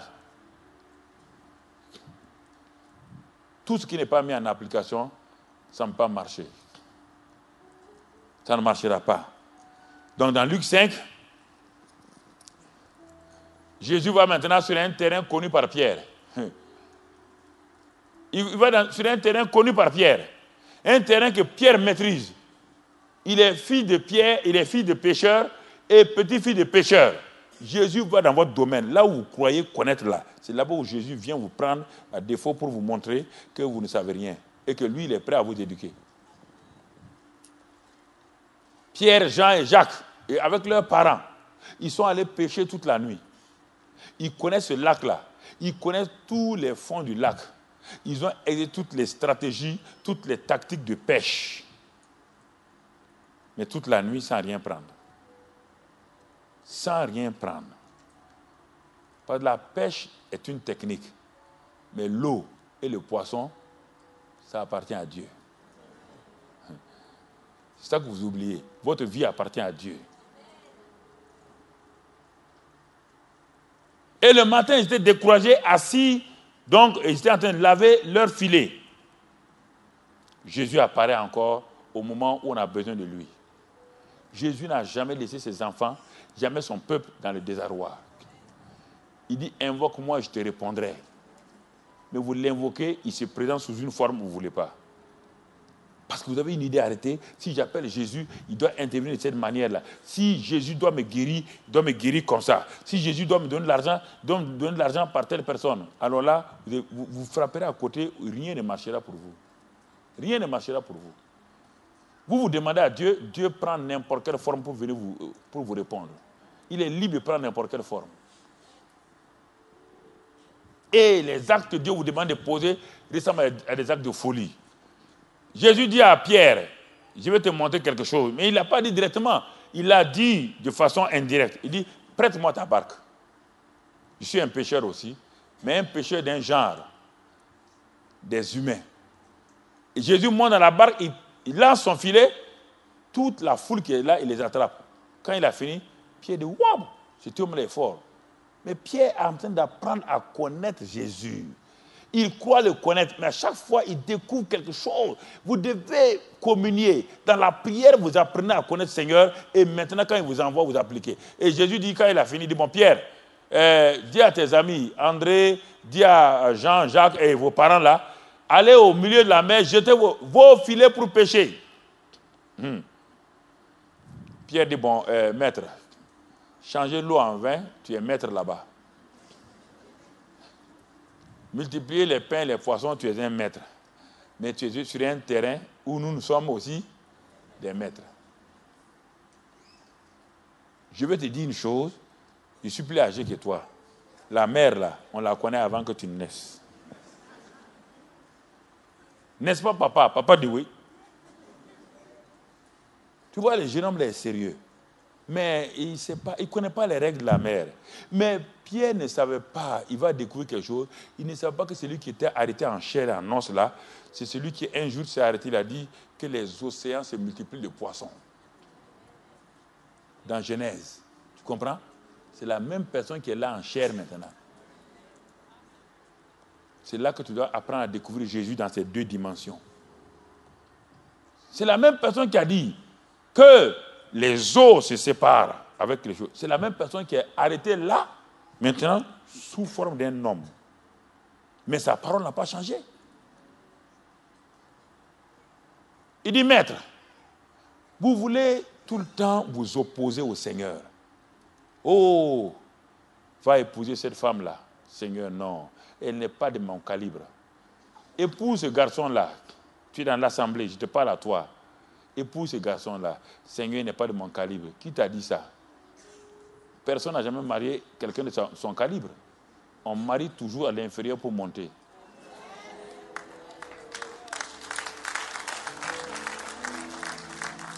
C'est ça qui ruine beaucoup de jeunes filles chrétiennes. Elle ne sait pas que ce garçon qui semble être un va-nu-pied là, c'est le prochain milliardaire du pays. Elle ne sait pas. Elle ne sait pas. Il dit, mais toi, tu m'as regardé? Hein? Ce que les filles font. Tu m'as regardé moi.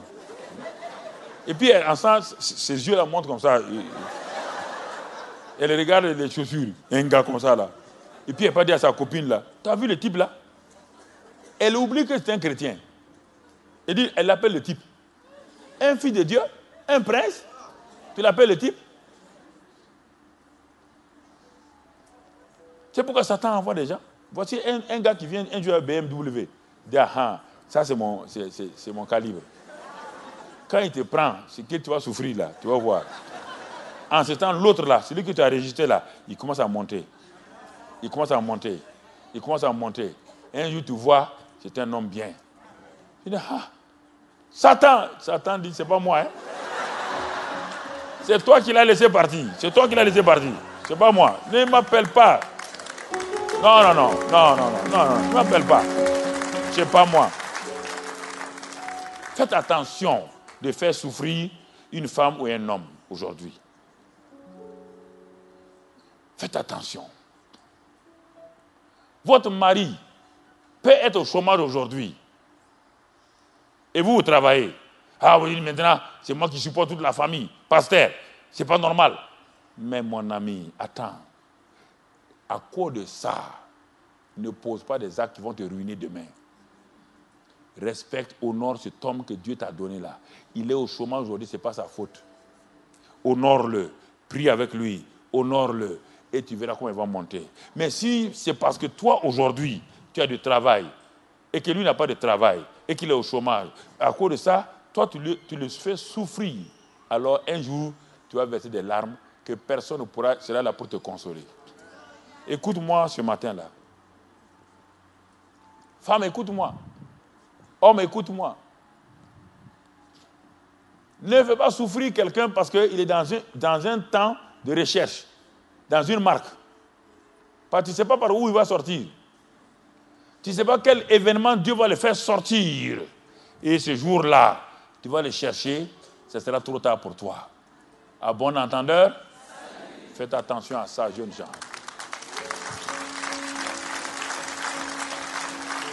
Ah. Bon. La salle est remplie de jeunes femmes, de jeunes filles. Plein, plus que les hommes. Hein? Quand notre église était remplie comme ça, on a décidé, on va prier et faire des percées surnaturelles pour que les mariages.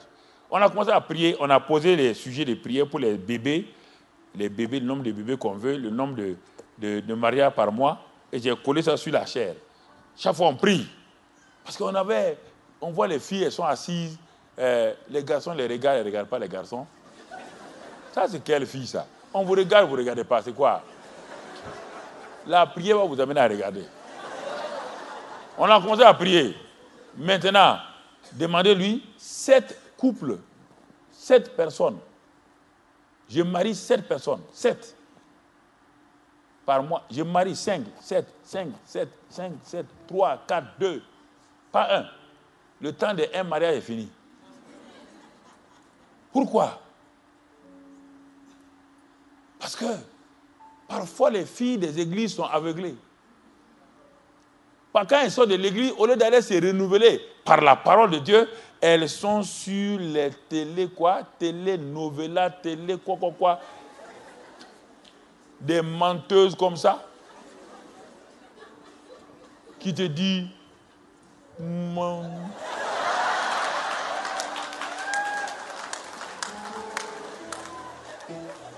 des mensonges comme ça. C'est terrible. Il faut arrêter ça. C'est du mensonge. Tu connais sa vie? Tu connais la vie de cette femme-là? Pourquoi tu veux l'imiter? Imite des gens de la Bible. Imite les femmes de la Bible. Tu en as plein devant toi. Imite-les.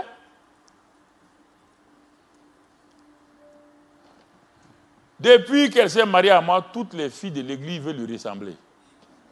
Ah, je dis c'est une bonne chose quand même.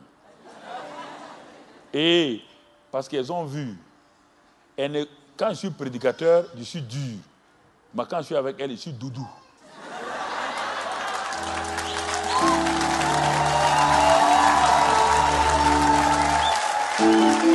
Non, écoute-moi mon frère. J'ai voulu montrer aux jeunes gens que le mariage n'est pas ce qu'ils pensent là. Le mariage est bon. Il n'y a pas d'assiette. Nous, on ne gère pas des assiettes. Non, le mariage est bon. Je veux la rendre heureuse, elle veut me rendre heureuse. 2 concurrents qui veulent se rendre heureux. On peut y jouer? Je veux ton bonheur, tu veux mon bonheur. On peut y jouer? C'est ça que je suis en train de demander à l'église, simplement. À cause de ça, les jeunes femmes la suivent. Maman, dis-nous, comment tu fais? Ah, papa dit que tu... Il dit, mais non, écoutez, j'ai décidé, c'est une décision. J'ai décidé de la rendre heureuse, un point, c'est tout. Ne cherche pas à savoir si il y a ça, il y a ça, il y a ça. J'ai décidé de la rendre heureuse, un point, c'est tout. C'est une décision. Elle a décidé de me rendre heureux, un point, c'est tout. Maintenant, il y a ça, il y a Coca-Cola, Sumbala, Djaba. Non, laisse tomber ça. Laisse tomber si le macaroni est cuit, il n'est pas cuit. Mange et dis-lui, chérie, c'est bon.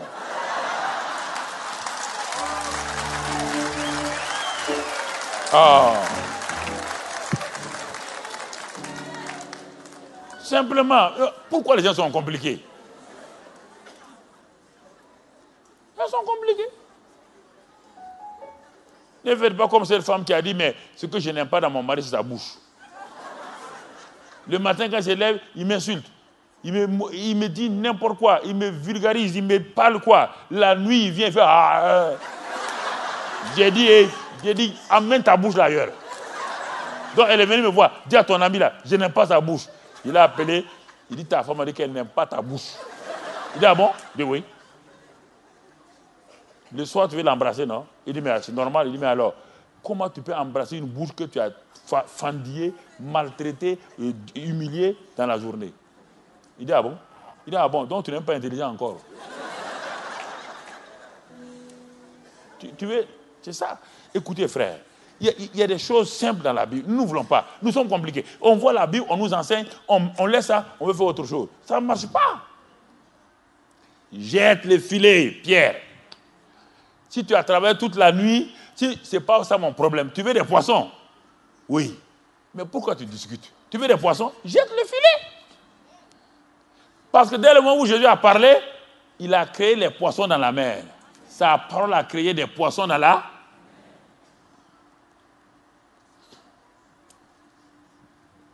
Et quand il a jeté le filet, c'est le filet qui amène les poissons. Le même filet qui a été jeté toute la nuit, une énième fois est jeté, trouve les poissons dans la mer. Qu'est-ce qui amène les poissons? La parole du Seigneur amène les poissons. Vous voyez les hommes d'affaires là, c'est ça. Jésus n'est pas seulement spirituel pour vous amener au ciel. Il s'occupe des foyers. Il y a les miraculeux dans les foyers, il y a les miraculeux dans le travail, il y a les miraculeux dans les affaires, il y a les miraculeux dans tout. Tout, le miraculeux concerne tout. Moi, j'ai expérimenté en tout cas la plupart des cas dont je vous parle, le travail, l'argent et tout. C'est pourquoi je suis à l'aise. Les miraculeux, ce n'est pas seulement guérison. Non, c'est réel. Dans un autre passage, pour terminer, Jésus envoie le même Pierre. Comme il a péché, Jésus dit maintenant, et tu es prêt à aller? Il dit, oui, Seigneur, tout ce que tu vas dire, je vais faire. Il dit, bon, on demande de payer les impôts là. Tu connais bien l'inspecteur des impôts? Il dit, oui. On me demande à moi de payer les impôts. Est-ce que je dois payer des impôts? Pierre dit, normalement, tu ne dois pas payer des impôts. Il dit, bon, pour ne pas les scandaliser, je vais payer des impôts. Mais est-ce que Jésus s'est adressé à Judas, le trésorier? Jésus a-t-il appelé Judas pour dire, paye les impôts? Non. Il a appelé qui? Pierre. Parce que Pierre est en train d'évoluer. Judas est trop près de l'argent. Il appelle Pierre. Il dit à Pierre, tu veux avancer encore? Tu veux expérimenter? Il dit, oui, Seigneur. Il dit, prends maintenant un hameçon. Il prend un hameçon. Il dit, va dans la mer. Le premier poisson, quand tu vas jeter l'hameçon, le premier poisson qui va venir là, il a dans sa bouche au moins 2 pièces d'or pour payer mes impôts. Pierre dit, hein? Seigneur, poisson avec or, dans l'eau. Il dit, oui. Ah! Il dit, on a pêché, nous on a trouvé des cailloux, on a trouvé tout, mais pas de l'or. Il dit, mais l'or et l'argent m'appartiennent. Et les poissons m'appartiennent. Dès que j'ai fini de parler comme ça, Pierre, le poisson qui est chargé, qui a été créé par mon père, pour ce jour-là, le poisson s'est positionné. Il t'attend. Pierre s'en va. Le poisson s'est préparé. C'est que vous ne comprenez pas le miraculeux. C'est pourquoi, quand Jésus a dit, le premier poisson là, le premier poisson a entendu la parole de Jésus. Il s'est positionné. Quand Pierre est arrivé, il a jeté la maison, le premier poisson là a dit à tout le monde, hey, bougez, c'est mon temps aujourd'hui. Le jour de gloire est arrivé. Mon jour de gloire est arrivé. Vous, les autres poissons, vous remplissez le ventre des hommes. Moi, je vais remplir ma destinée surnaturelle. Je suis transporteur de la gloire de Dieu. Le poisson a filé, il est venu directement, il a attrapé la maison. Pierre a tiré. Qu'est-ce qu'il a fait? Est-ce qu'il a dit Dieu d'Abraham, d'Isaac et de Jacob? On ne trouve pas de l'or dans les poissons. Fais un miracle maintenant. Il a dit ça? Non, il a ouvert simplement la bouche, il a trouvé l'or là-dedans. Comment voulez-vous que ces pierres-là ne croient pas tout ce que Jésus va dire? Maintenant, Pierre a avancé. Son mental a changé. Par quoi? Par l'exercice de sa foi. C'est ça qui amène le miracle à être facile. Si je veux soulever, être un champion d'haltérophilie, si je m'avais aller prendre un poids de 150 kg, je brise tous mes reins. Mais je commence par quoi? 5 kilos. 5 kilos, 5 kilos, 5 kilos, 5 kilos. Quand je dépose 10 kilos maintenant, les 2 bras. Et je ne les prends pas d'un seul coup. Quand j'arrive à 50 kilos, il y a une manière de les prendre. Je m'agenouille, je prends, je soulève, j'enlève doucement pour que mes dos ne craquent pas. Mais le jour viendra où au championnat du monde, je viendrai, tout le monde sera là et je fais des gestes. Maintenant, j'ai dû préparer l'hymne de mon pays, préparer le drapeau, car je suis le nouveau champion. Je viens et tout le monde me regarde. Je fais comme ça.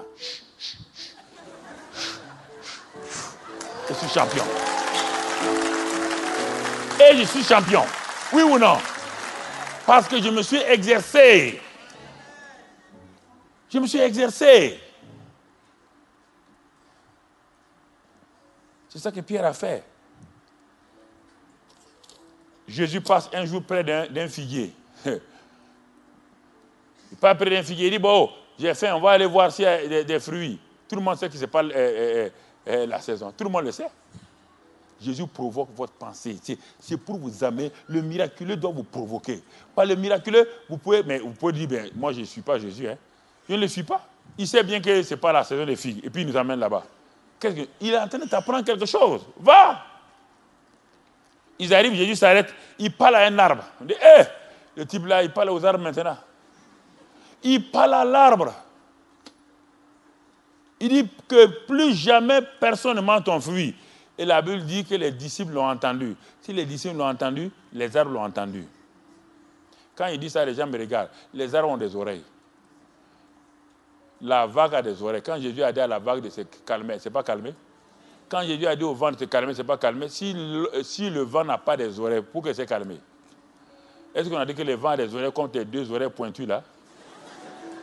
C'est pas une insulte, c'est pour dire non. De temps en temps, il faut quand même donc, tu comprends?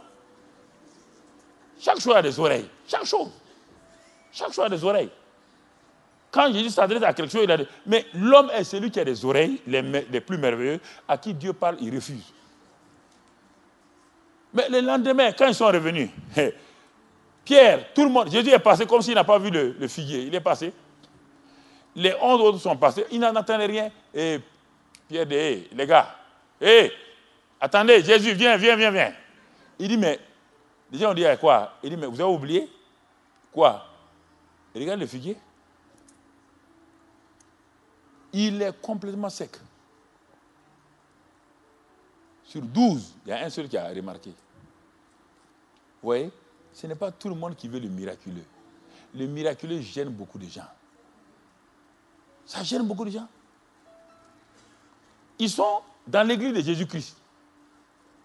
C'est les anciens de l'église de Jésus-Christ. Mais tout le monde n'a pas le même désir. Tout le monde ne veut pas changer sa mentalité. Les gens trouvent que non, le miraculeux est difficile parce que Jésus nous crée des problèmes. Si tu vas dans le naturel est plus difficile que le miraculeux. Pas le naturel ne te permettra jamais, tu seras un homme frustré, une femme frustrée en permanence.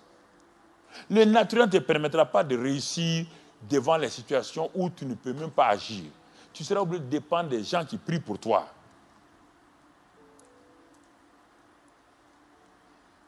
Et le jour que Simon est devenu Pierre, c'est le jour de la Pentecôte. Cet homme qui a régné Jésus, Jésus l'a repêché, Jésus l'a restauré, et Jésus dit d'aller attendre à la Pentecôte. Le jour que le Saint-Esprit est descendu sur Pierre et les autres, regardez, Jésus n'a pas désigné un chef. Pierre s'est levé, il a prêché un message sans préparation. 3000 personnes ont été converties le même jour. Et Pierre, maintenant, il a commencé à rentrer dans son identité de Pierre. Et Pierre s'en va à la porte de la synagogue pour aller prier. Vous voyez bien, c'est au moment de la prière que les miracles se préparent. Si vous enlevez la prière, si Pierre n'était pas allé pour prier, pourquoi Pierre priait? Pourquoi Jésus priait? Pourquoi Jésus priait la nuit? Pourquoi il priait le jour? Pourquoi il priait? Il priait parce que la prière était le moyen de contact avec le monde de son Père pour avancer de l'avant. Quand tu annules la prière dans ta vie, tu as annulé le chemin. C'est comme si dans un pays, tu veux que les avions atterrissent sans piste d'atterrissage. La prière est la piste d'atterrissage dans un pays permettant aux avions de Dieu de venir atterrir dans ta vie. La prière, ce sont les rails dans ta vie permettant au train de Dieu qui transporte les marchandises de venir arriver à ta gare. La prière est la mer dans ta vie que les bateaux utilisent pour venir accoster et les quais pour décharger les marchandises. Si tu refuses la prière, tu n'as pas ni de mer, ni de rails, ni de route, ni de pistes d'atterrissage. Ta vie, dont les avions de Dieu vont tourner, les trains de Dieu veulent venir, les bateaux veulent venir. Il ne peut pas venir parce que tu n'as pas créé une opportunité pour que ces choses-là viennent dans ta vie. Tu n'as pas créé. Pierre partait pour prier, il a rencontré l'homme, il a dit, je n'ai ni argent ni or. Regardez-le, mais ce que je te donne, lève-toi et marche. Il s'est levé, c'est qu'il a vu Jésus faire. Maintenant, Jésus est parti. Le Saint-Esprit est en lui. Et maintenant, dans Acte 5, on voit l'ombre de Pierre qui guérit les gens. L'homme de Pierre guérit les gens. Comme il avait avec les gens de Génézareth.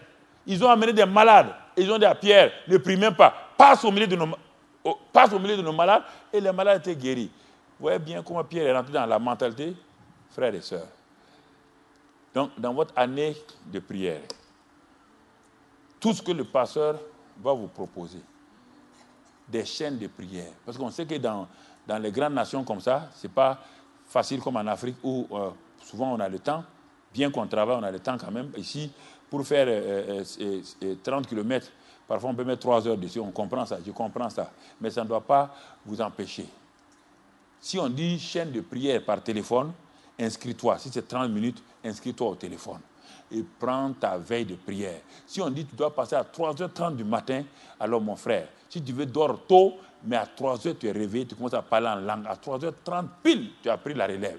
Si on te dit, on te donne un sujet de prière, prie jusqu'à ce que tu aies l'exaucement.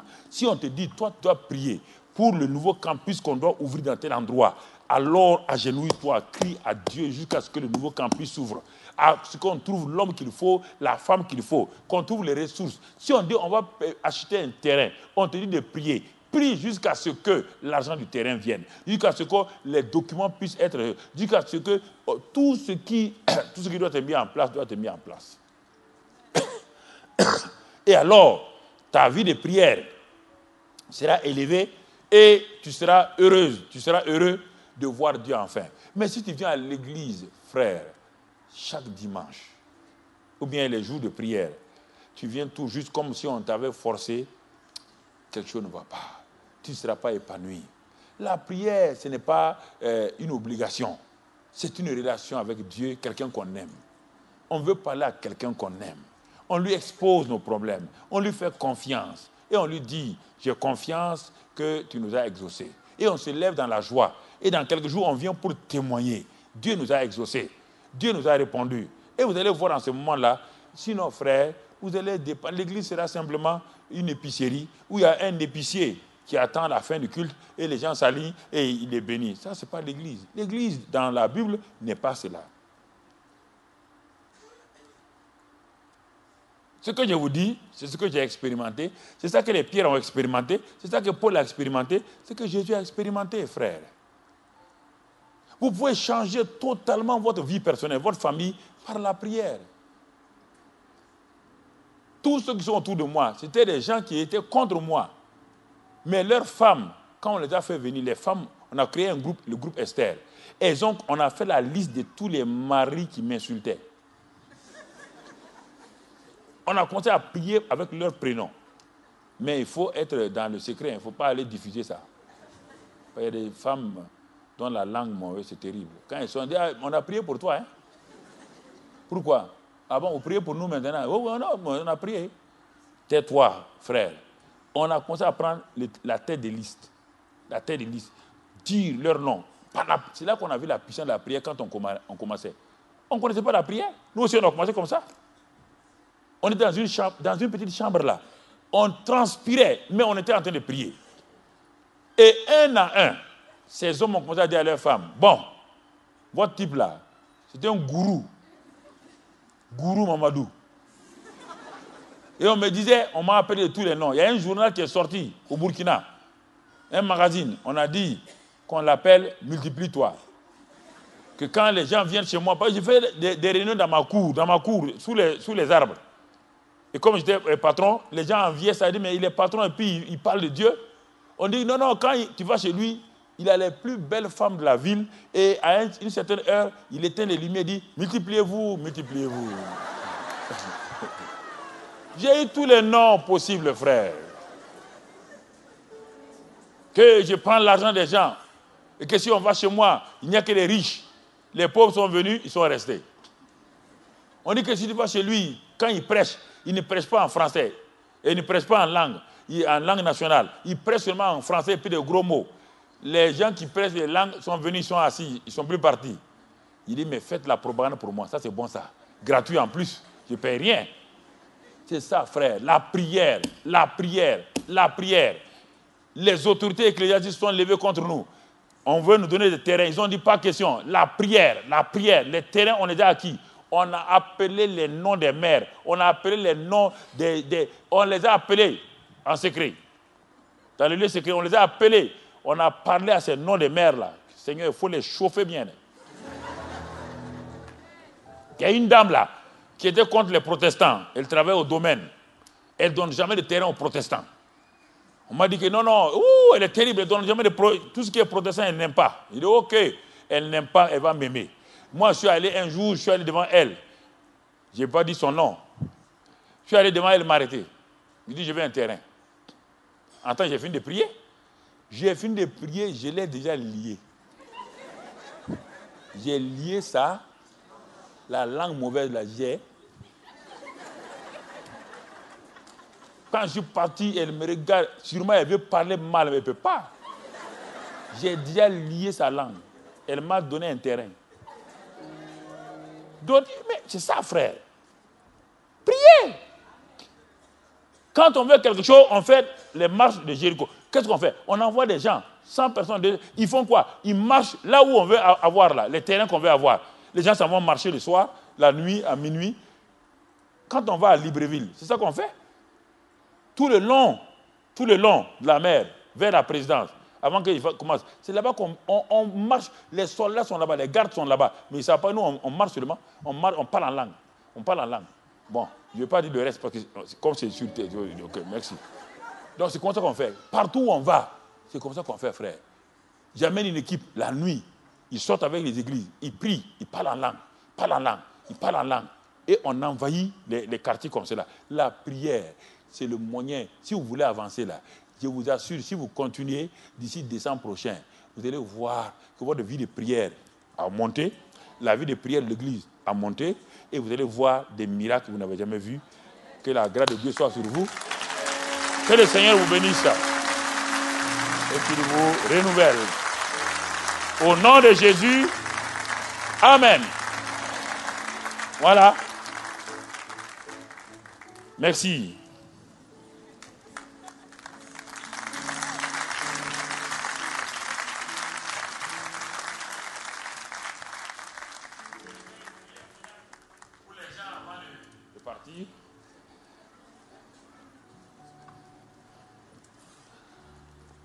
Alors, ce matin, si tu as entendu ce qu'il y a, si réellement tu as réalisé que dans ta vie, vraiment la prière ne jouait pas un rôle important, la prière était vraiment secondaire, c'est l'occasion d'ouvrir ta bouche, toi-même d'abord, et de dire à Dieu que tu te répands, parce qu'en réalité, tu ne comprenais pas la prière, tu ne comprenais pas le miraculeux, et toi, tu ne voulais pas t'engager, tu avais peur. Dis à Dieu, simplement en baissant la tête, Seigneur, je me répands pour la peur qui me tiraillait, par aussi la paresse de prier, et je ne voulais pas m'engager.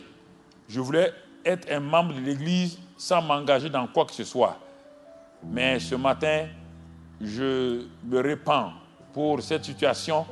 Seigneur, je veux m'engager dans la prière, je veux m'engager à changer ma mentalité et rentrer dans la mentalité du miraculeux. Je veux accepter le surnaturel comme une norme dans ma vie.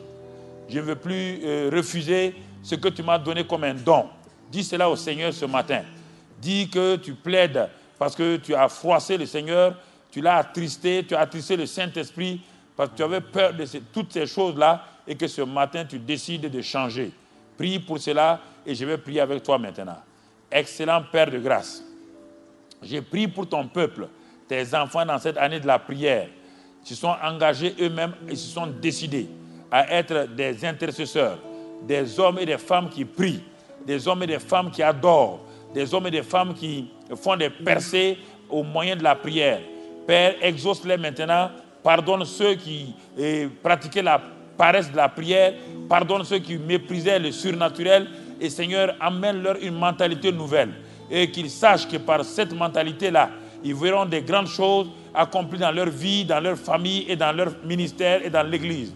Père, je te prie pour toutes ces personnes, que ta grâce soit sur chacun d'entre eux et chacune d'entre elles, du moins, que ta bonté se manifeste et que toi-même tu les gardes, que tu les restaures, qu'à travers la prière, ils voient les guérisons, des miracles, qu'ils voient des délivrances et que ta grâce repose sur eux. Père, j'ai prié au nom de Christ Jésus. Amen. Amen.